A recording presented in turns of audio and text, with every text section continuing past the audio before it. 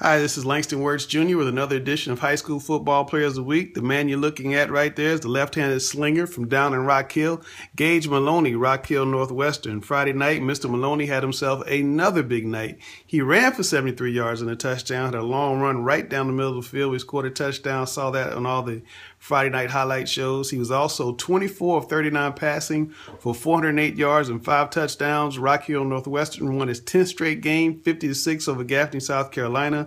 And when the playoffs start down in South Carolina, Northwestern looks like a big-time 4A favorite.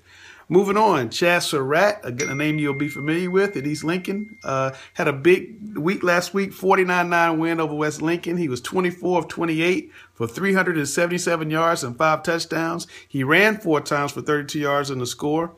And he also broke Chris Leak's career touchdown record of 221.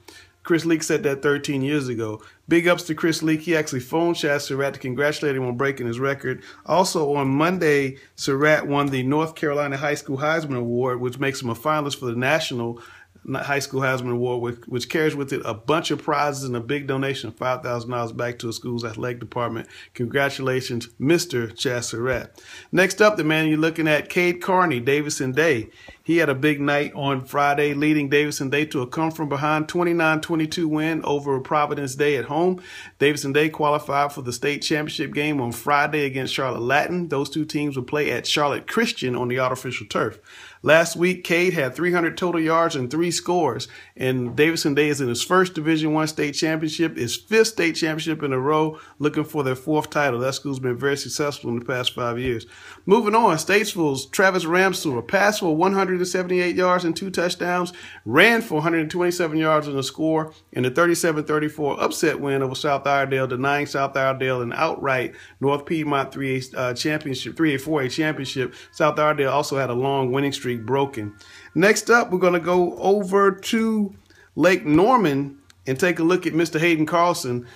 He only played about 3 quarters and 2 minutes of a 48-16 win over North Lincoln, but he was 20 for 35 for 393 yards and 2 touchdowns. He also ran 8 times for 59 yards and 3 touchdowns. After what Josh Sadowski's done over there the past couple of years, I'd imagine the quarterbacks are lining up, trying to hurry up and get into that system at Lake Norman. Next up, we got John Brannon of South Meck. Mr. Brannon on Friday night against Audrey Kell, South Meck won 51-24. He had 3 interceptions and a touchdown catch. Big game for him. His quarterback, the guy you see right there, A.J. Elam, he also had a big game in that same game.